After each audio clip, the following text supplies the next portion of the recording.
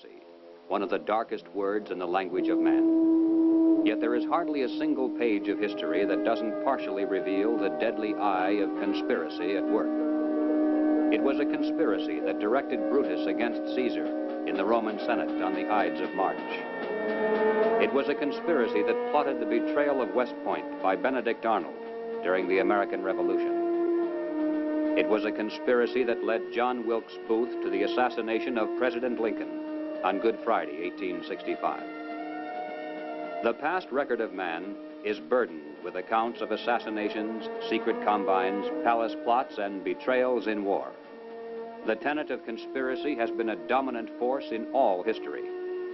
But in spite of this clear record, an amazing number of people have begun to scoff at the possibility of conspiracy at work today.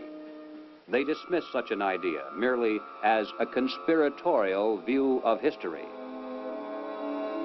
The purpose of this presentation is to show that the conspiratorial view of history, particularly of recent history, is the correct view. That there is a secret and powerful combine at work today, that it constitutes the unseen government of the United States, and that it properly can be identified as the capitalist conspiracy.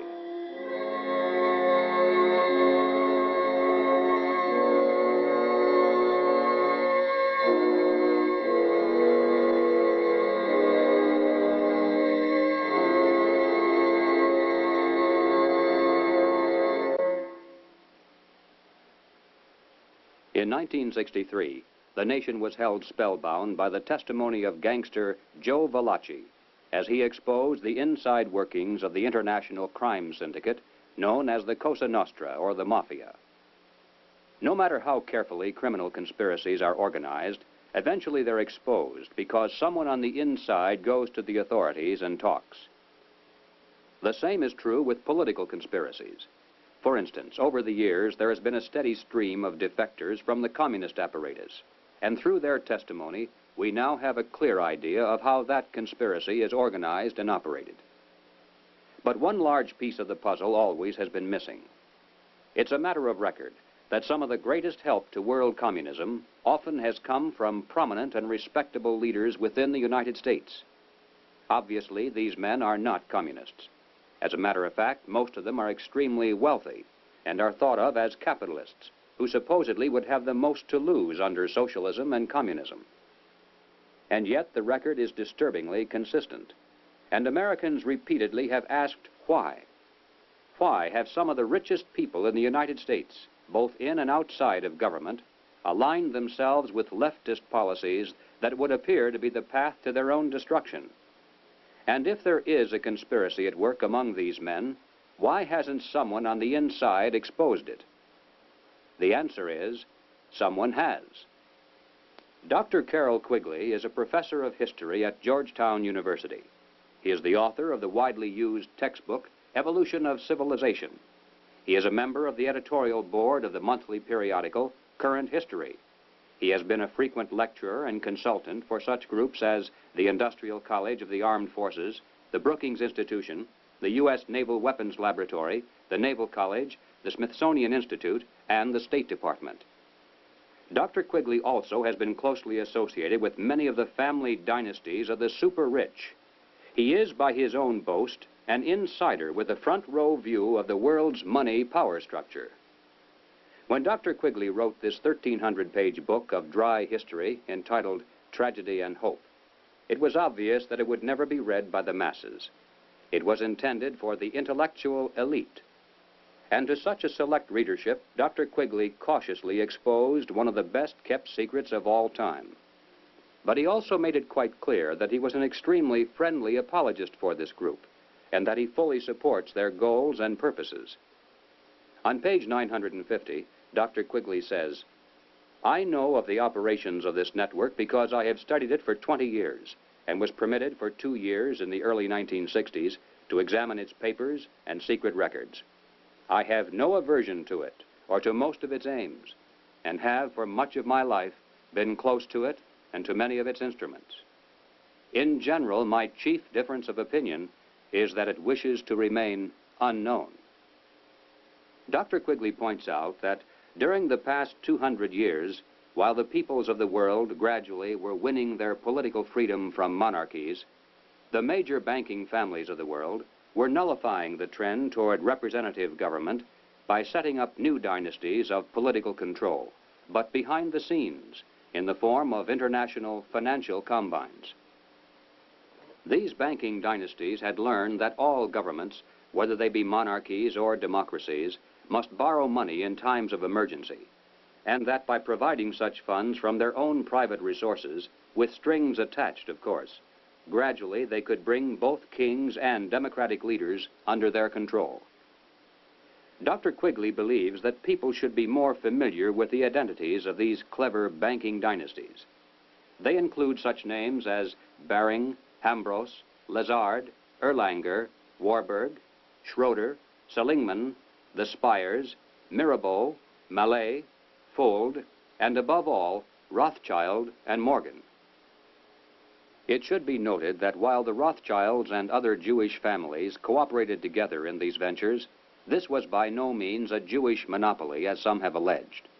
Men of finance of many nationalities and many religious and non-religious backgrounds collaborated together to create this superstructure of hidden power. Its essence was not race, nor religion, nor nationality. It was simply a passion for control over other human beings. Dr. Quigley identifies this group simply as the international bankers. These are not the same as the local commercial bankers with whom we deal in everyday life. International bankers deal not with the general public, but with the industrial giants of the world, with other financial institutions, and especially with governments. The key to their success has been to control and manipulate the money system of a nation, while letting it appear to be controlled by the government. The net effect is to create money out of nothing, lend it to the government, and then collect interest on it. A rather profitable transaction, to say the least. For example, in 1694, international banker William Patterson obtained the charter of the Bank of England, and the power over England's money system fell into private hands. In a boastful mood, Patterson said, "The bank hath benefit of interest on all monies which it creates out of nothing." 230 years later, Reginald Mackina, British Chancellor of the Exchequer, said, "The banks can and do create money, and they who control the credit of the nation direct the policy of governments and hold in the hollow of their hands the destiny of the people." Turning to the United States, Dr. Quigley tells us, "The structure of financial controls created by the tycoons of big banking and big business in the period 1880 to 1933 was of extraordinary complexity, one business fief being built on another, both being allied with semi-independent associates, the whole rearing upward into two pinnacles of economic and financial power. One, centered in New York, was headed by J.P. Morgan and Company, and the other, in Ohio, was headed by the Rockefeller family. When these two cooperated, as they generally did, they could influence the economic life of the country to a large degree and could almost control its political life, at least on the federal level. In the United States, it was inevitable that the international banking interests would attempt to establish the same kind of private monopoly over the money system that they had achieved in England, France, Germany, Italy, and Switzerland. The same formula would be used: make it look like a government operation, but keep the control in private hands. John D. Rockefeller had purchased the Chase Bank, and his brother William bought the National City Bank of New York. The Rockefeller Chase Bank was later merged with the Warburg's Manhattan Bank to form the Chase Manhattan, one of the most powerful financial combines in the world today. Acting in concert with the Morgan banking dynasty, they spent untold millions of dollars to promote legislation that would grant to them a private franchise over this nation's money system. To sell this scheme to the voters, the monopolists created the propaganda line that the proposed banking law somehow would work against the monopolies. Politicians took up the cry, "Banking reform," and "Down with Wall Street." And then, to make it look convincing, the financial tycoons publicly pretended to oppose the measure, all the while financing it behind the scenes. On December 22, 1913, the Federal Reserve Act finally was passed into law. Something known as the Federal Reserve System came into being, and with it, total control over the nation's money fell into private hands. The Federal Reserve System solely is responsible for creating money in the United States. The Treasury prints only what the Federal Reserve tells it to print. The far greater amount of checkbook money is also determined by this group. Yet it is not a government agency and is entirely beyond the reach of the American voter. Technically, the stock of the Federal Reserve System is held by 12 privately owned national banks that make up the system. These, in turn, are owned primarily by the private banking dynasties that work so hard to bring that system into being. By law, the 7 members of the Federal Reserve Board are appointed by the President for a term of 14 years each. In spite of the incredible length of these appointments, nevertheless, they're supposed to create the illusion that the people, acting through their elected leaders, have some voice in the nation's monetary policies. In practice, however, every president since the beginning of the Federal Reserve System has appointed only those men who were congenial to the financial interests of the international banking dynasties. There have been no exceptions. It is now known that the original Federal Reserve Board was handpicked by Colonel Edward Mandell House, who early in his career had represented British and American banking interests. The intimate papers of Colonel House, edited by Charles Seymour, reveal House as the unseen guardian angel of the Federal Reserve System. In the words of Mr. Seymour, the Schiffs, the Warburgs, the Kahns, the Rockefellers, and the Morgans had faith in House. In 1912, Colonel House authored this book entitled Philip Drew, Administrator. The hero, a thinly disguised version of himself in real life, was a behind-the-scenes manipulator of prominent political figures. In the disguised form of a novel, the book lays bare the general strategy that has been followed ever since, even to the very present. It tells of how a small group of insiders cause a depression and then bring about the election of a man named Rockland. Rockland gives fireside chats and launches a program called the New Era to strengthen government control over the masses. Eventually, the insiders who control the government weaken the country deliberately to the point of civil war, which provides them with the excuse for establishing a dictatorship under Philip Drew. Colonel House was the man who selected Woodrow Wilson as a presidential candidate and later became his principal advisor. Wilson was totally dependent on House for all political decisions. He was his alter ego. The president himself had written, "Mr. House is my second personality. He is my independent self. His thoughts and mine are one. If I were in his place, I would do just as he suggested." When the federal government goes into debt, it borrows that money from the Federal Reserve System. The national debt presently is at the 400 billion mark. Just to pay the interest on this debt, taxpayers are forced to contribute over $20 billion every year. And remember, that is interest on money created out of nothing. At National Convention time, $20 billion can determine far more politics than all the shouting and placard waving and brass bands combined. And one can only imagine the economic and political pressures that are brought to bear on a candidate seeking public office. Pressures and commitments to make sure that if elected, the new president will make the correct appointments, not only to the Federal Reserve Board, but also to ambassadorial posts, government agencies, the cabinet, and even the Supreme Court.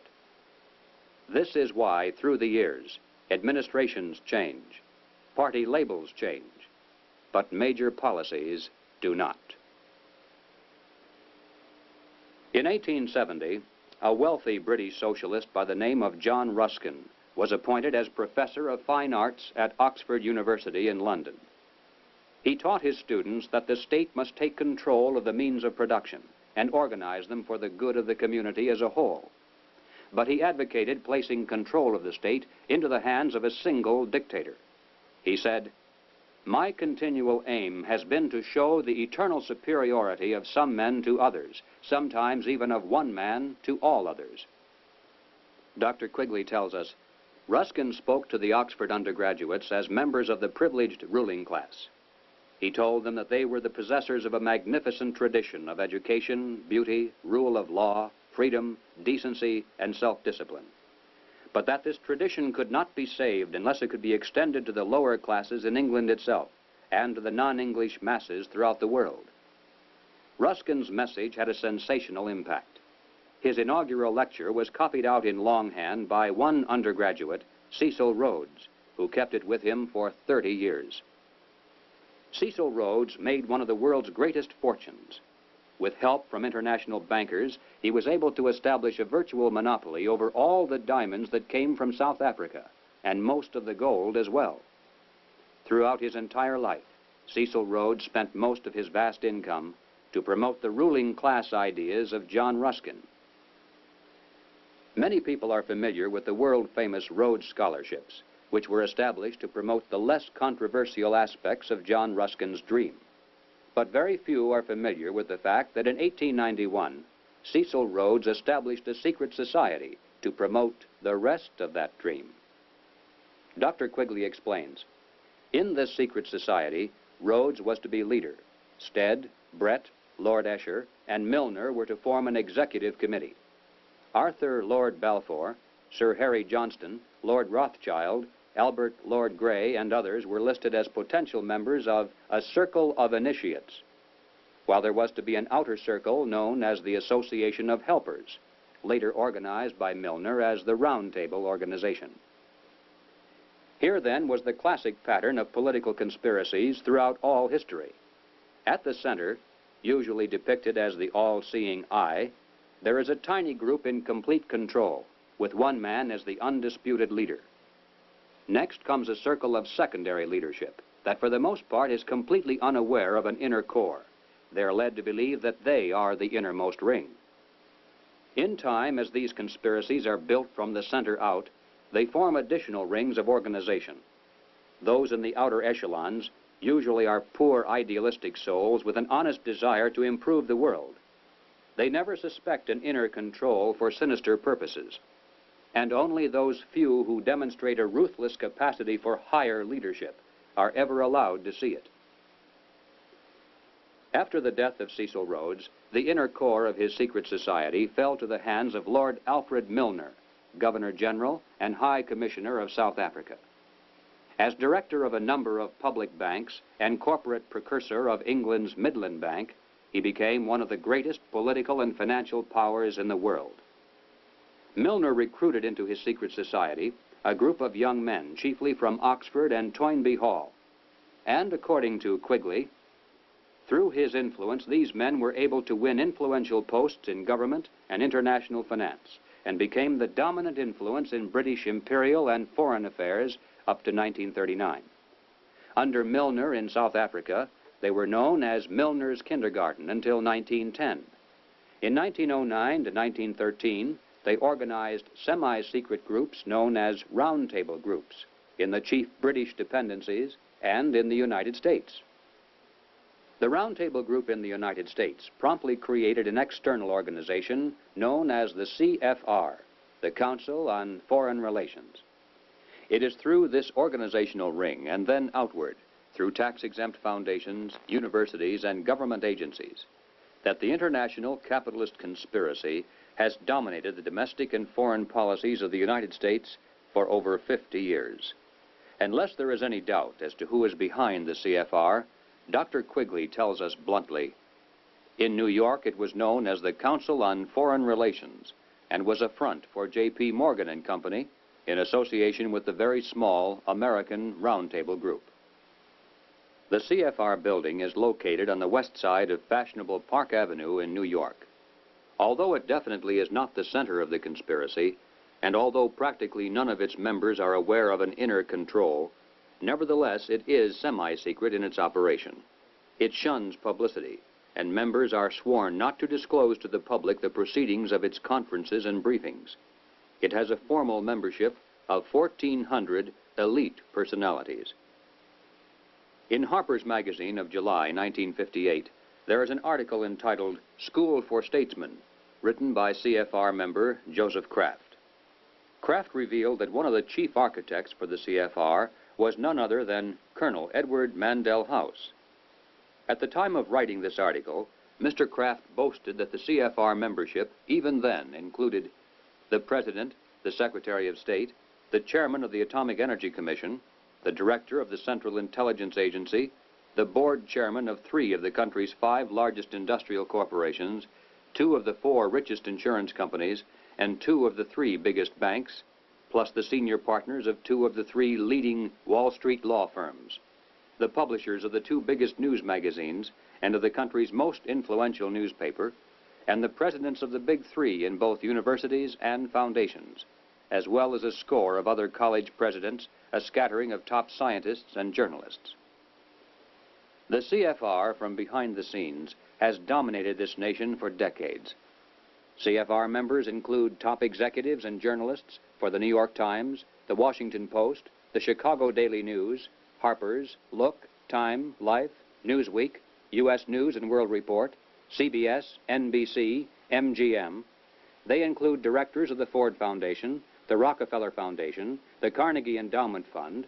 They include Presidents Hoover, Eisenhower, Johnson, and Nixon, Secretaries of State Stettinius, Atchison, Dulles, Herter, and Rusk, a fantastic percentage of the President's Cabinet, undersecretaries, the Federal Reserve Board, ambassadors to other countries, Supreme Court justices, and presidential advisors.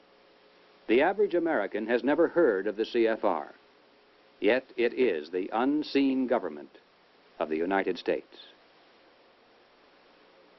It's a sobering fact that the hidden power structure of international finance has exerted tremendous influence over public opinion in this country through its virtual control of higher education and major segments of mass communications. The human mind is like a computer. No matter how efficient it may be, its reliability is only as great as the information fed into it. If it is possible to control the input of the human mind, then no matter how intelligent a person may be, it's entirely possible to program what he will think. And yes, it's even possible to program people to laugh at the mere mention of the word conspiracy. Such programming, of course, can work in both directions. While one group has been conditioned not to see any conspiracy at work, another group has been led to believe that communists have been behind practically everything, a position easily made to look ridiculous. These well-intentioned anti-communists have been correct in their charge of conspiracy, but incorrect in knowing who to blame. As far back as 1907, Trotsky was financed by British bankers. By 1917, the major financing for the communist revolution in Russia was coming through Lord Alfred Milner, the leader of that inner core within the roundtable groups and the CFR. In America, Jacob Schiff of Kuhn, Loeb and Company gave $20 million to Trotsky. From Germany, millions more came from Max Warburg. The communist movement, not only in the United States, but around the world, always has been financed by the international banking establishment. Dr. Quigley explains why the establishment has never greatly worried about the communist movement in America. He says, "It must be recognized that the power that these energetic left-wingers exercised was never their own power or communist power, but was ultimately the power of the international financial coterie." In the 1950s, when the public became aroused over evidence of communist subversion in the federal government, it was a simple expedient to have a promising young congressman from California dramatically expose one communist agent. The establishment press gave it extensive coverage, the public was placated, and the obscure congressman became a national hero almost overnight. But when Congressman Reese of Tennessee began to investigate the link-up between Alger Hiss, the Carnegie Endowment, the Morgan Bank, and the interlocking tax-exempt foundations, the establishment press and the administration moved mightily against him. The pressures were so great that he was forced to abandon his investigation, and no one has dared to try it since. After a man has far more money than he possibly can spend for pleasures, what is left to excite him? For those with a ruling class mentality, the answer is power, raw power over other human beings. Money can buy such power only to a point. Beyond that, politics is the sport, and world politics is the ultimate game. For the purposes of this presentation, we have referred to those in the international power structure as capitalists. But these men are not really capitalists in the classical sense. They are merely rich socialists. They have gained their vast wealth not through honest competition and free enterprise, but by political influence and favoritism, the granting of government protection to eliminate competition, and by gigantic fraud of the money system, backed by government force. These men are striving to create a world superstate, with the expectation that from behind the scenes, they will be the ones who will rule. Not free enterprise capitalism, but big government is the conspiracy's life force. World government is its ultimate goal. But what is the best way to sell big government and then world government to a people like ours, historically devoted to an independent republic of limited powers? The answer is simple. In revolutionary literature, the tactic is known as pressure from above and below. It's the strategy that Colonel House laid down in his book, Philip Drew, Administrator. Deliberately create problems, and then offer only those solutions that result in the expansion of government. Create conditions so frightful at home and abroad that the abandonment of personal liberties and national sovereignty will appear as a reasonable price for a return to domestic tranquility and world peace. If those who seek world dominion can stimulate leftist mobs into violent confrontation with local law enforcement, and also provide exhaustive news coverage so that the entire nation can see and tremble, then the peaceful and freedom-loving majority can be programmed to accept a vast expansion of government powers and even a national police force, offered supposedly to end the violence. If those who seek world dominion can raise the specter of an enemy armed to the teeth with superior atomic weapons on the verge of launching a nuclear holocaust, and also offer world government as the prevention, then millions of Americans can be programmed to accept the loss of national sovereignty as our last best hope for peace. This is the meaning of pressure from above and below. To put over police state measures at home, they need chaos, crime, and anarchy in the streets. To sell the idea of world government, they need the constant threat of nuclear war. Or, as they say in revolutionary circles, the real action is in the reaction. In 1968, Random House Incorporated published this book by James Coonan, The Strawberry Statement, Notes of a College Revolutionary. Coonan carries the usual New Left credentials and is a classic example of the extent to which a highly intelligent mind can be programmed by the establishment into thinking that it is acting against the establishment. Coonan was one of the leading participants in the first student seizure of an American university, which occurred at Columbia in April of 1968. Initially, the movement was not large and easily could have been stopped by a simple police action. But as usual, the anti-establishment forces received their greatest help from the establishment itself. For several days, police were told not to interfere. Meanwhile, university officials groveled in the face of outrageous propaganda charges, and the media made national heroes of the rebelling students. MGM even made a movie out of Coonan's book. On page 130, Coonan wrote, "In the evening, I went up to the U to check out a strategy meeting. A kid was giving a report on the SDS convention. He said that at the convention, men from Business International roundtables, the meeting sponsored by Business International for their client groups and heads of government, tried to buy up a few radicals.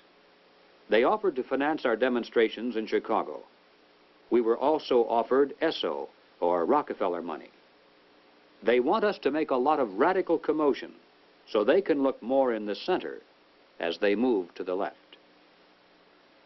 Jerry Kirk, while a student at the University of Chicago, was active in the SDS, the Du Bois Club, the Black Panthers, and the Communist Party.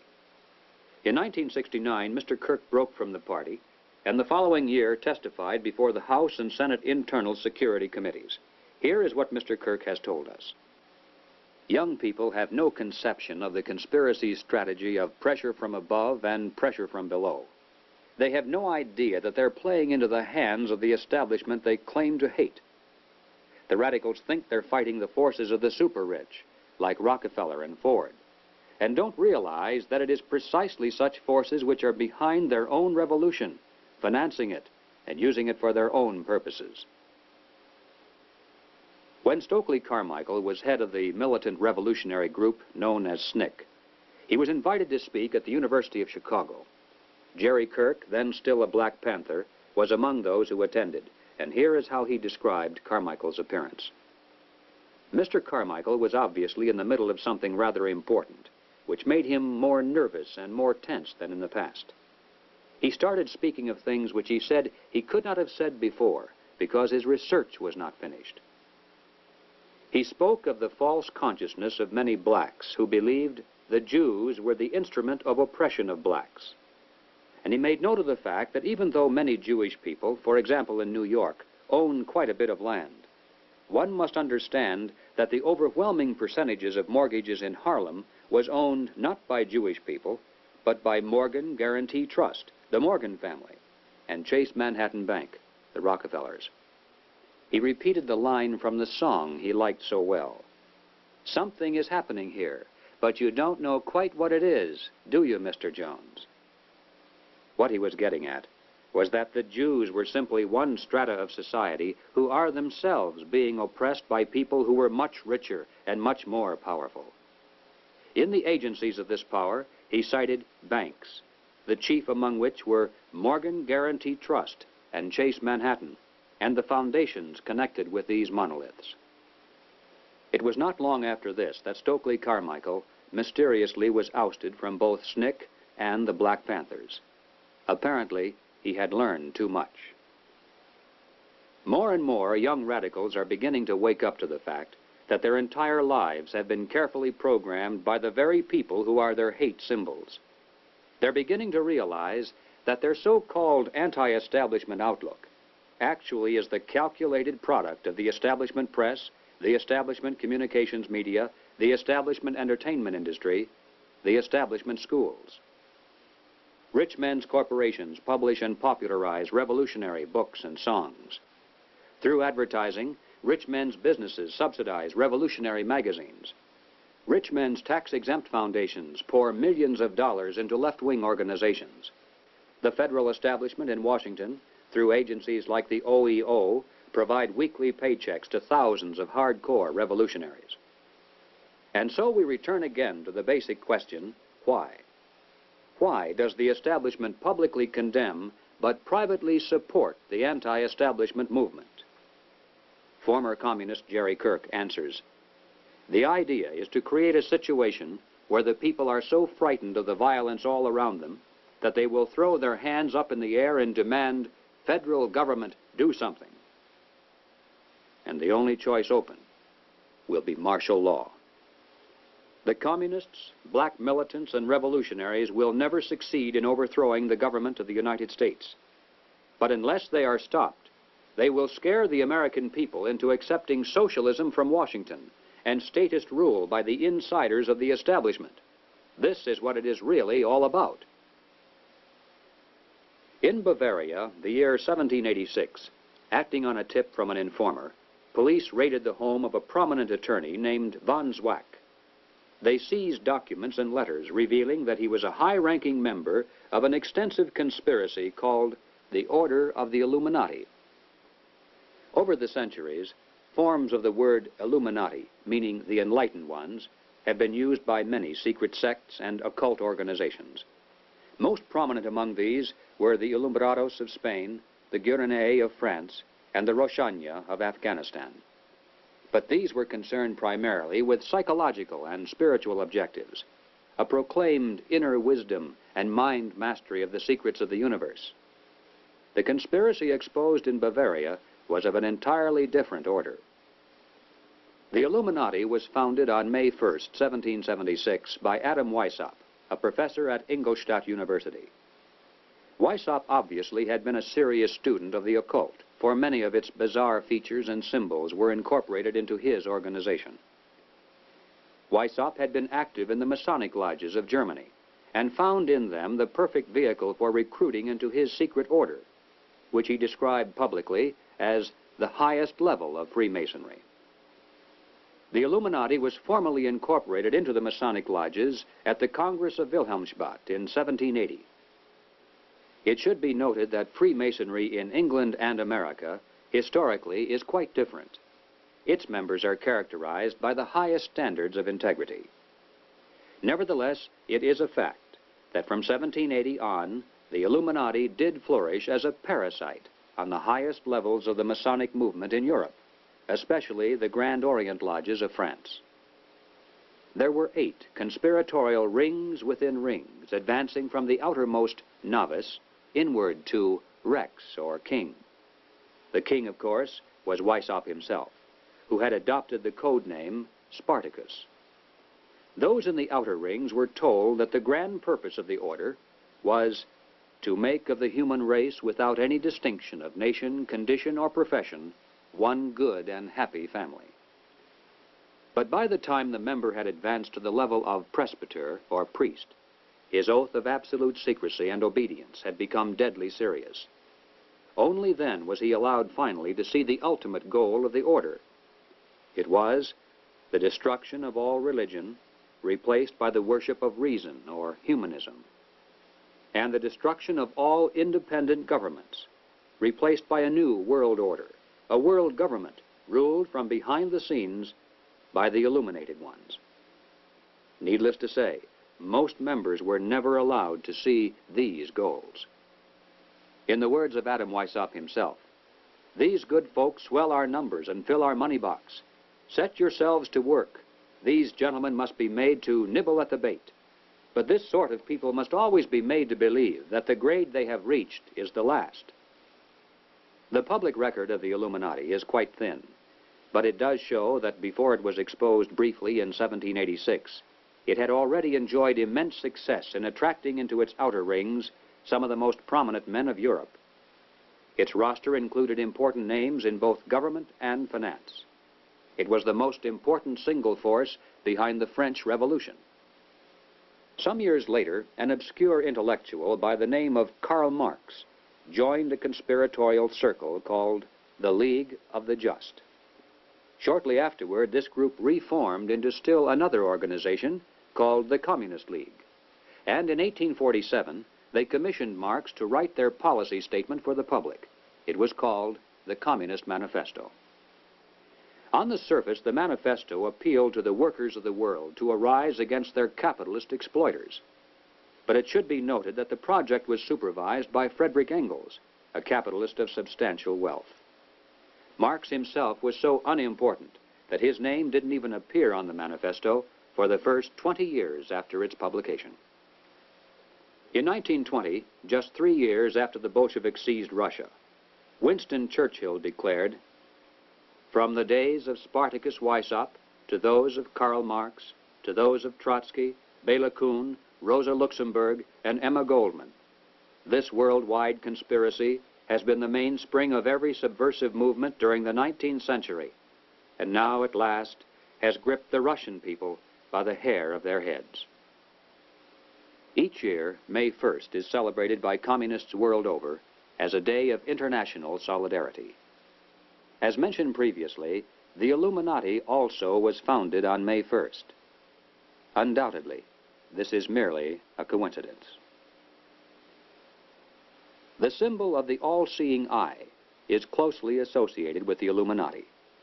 Like many other features of this conspiracy, apparently it was taken by Adam Weishaupt from the occult symbolism of ancient history.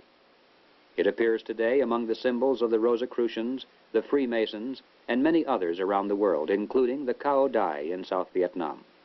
Undoubtedly, it is merely a coincidence that the all-seeing eye now appears on the alternate side of the Great Seal of the federal government, and also on the $1 notes of the Federal Reserve System. At the bottom of the seal, in Roman numerals, there is the date 1776. This, of course, is the year of American independence. Undoubtedly, it is merely a coincidence that it is also the year of the founding of the Illuminati. But then, perhaps, none of this is merely a coincidence. Is it possible that both the communist and capitalist conspiracies have yet one more inner circle within the circle that is common to them both? Is it possible that both movements, unbeknownst to most of the people in them, are merely contemporary counterparts of a much older conspiracy? There is much evidence, far more than presented here, to indicate that this is the case. But frankly, we don't know. Until someone on the inside of such a master conspiracy decides to reveal its existence today, we simply have no way of finding out. But we do know that it is not impossible, and certainly not absurd. What then is our response? Fortunately, it's not necessary that we resolve the historical question of the conspiracy's origin. Regardless of whether there is one controlling group, or two cooperating, or three competing, or 4 or 10. In practical terms of what can be done about it, our response must be the same. Conspiracy, as it operates at the highest level in the United States today, rests upon two solid foundations and enjoys the protection of shelter. If we could knock out its foundations, it would collapse, and if we could strip away its shelter, it would wither and die. The shelter is secrecy. The foundations are big government and manipulation of money. No conspiracy can stand the light of exposure. No conspiracy can rule the masses without the tool of an extensive government bureaucracy. And certainly no capitalist conspiracy can long survive without control over the nation's money. Expose the conspiracy. Reduce the size of government. Return our money to a standard that cannot be manipulated. This must be our response. In the limited time available, we have attempted to demonstrate that the conspiratorial view of history, particularly of recent history, is the correct view. Let us summarize now 7 major conclusions. 1. There is and has been for some time a conspiracy among some of the richest people in the world. A conspiracy that virtually owns the money systems of the major non-communist nations.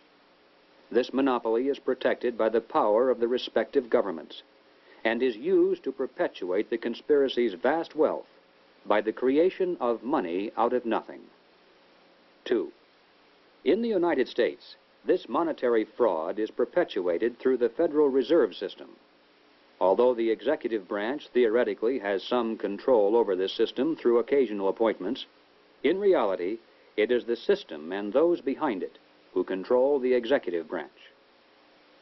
3.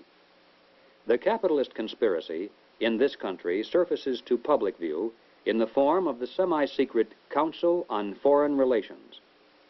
Its members exercise their control over the nation through government, tax-exempt foundations, centers of education, and the mass communications media.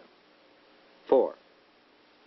On the surface, the capitalist conspiracy appears to oppose communism. It spends billions of dollars in spectacular military displays of anti-communism all around the world, but never to the extent of seriously harming the enemy, and certainly not to the extent of defeating him. Meanwhile, behind the scenes, the conspiracy always has nourished and aided communism both at home and abroad. It does this not because it is pro-communist, but because it needs the appearance of a formidable foe and the chaos byproduct of a managed conflict to advance its own goal of totalitarian world government. 5. There is much evidence indicating that the capitalist and communist conspiracies both are directed by a single master conspiracy which may have continuity with the Order of the Illuminati, which was founded 200 years ago. But this historical question is not nearly as important as the immediate question of what can be done about it today. 6. As for our response, we must begin to dismantle the conspiracy's machine of big government. We must restore American independence. We must return our schools to local control. We must protect our police forces from federal aid, which is the certain path to a national police force controlled from Washington. We must denounce revenue sharing as a transparent device leading to control over local government. We must raise up men for political office who not only talk about reducing government, but who will do it once they're elected. And that means men who are totally independent of establishment politics. 7. We must reduce the Federal Reserve System to a service function of clearing checks between banks only. Merely turning the system as it stands over to the federal government, as some have suggested, will not solve the problem. The same people would control it either way. The root of the evil is that money is created out of nothing, and the insiders could do that today just as easily directly through government as they do through the Federal Reserve System. The ultimate solution is to prevent anyone in or out of government from manipulating the money supply. And the only way to do that is to return our money to the gold and silver standards. 8. We must expose the conspiracy to public view.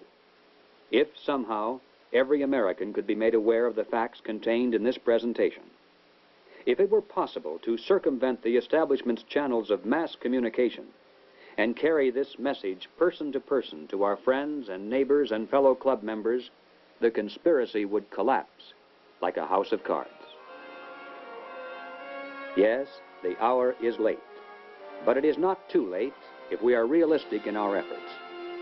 As Americans, we can still speak out without fear of imprisonment.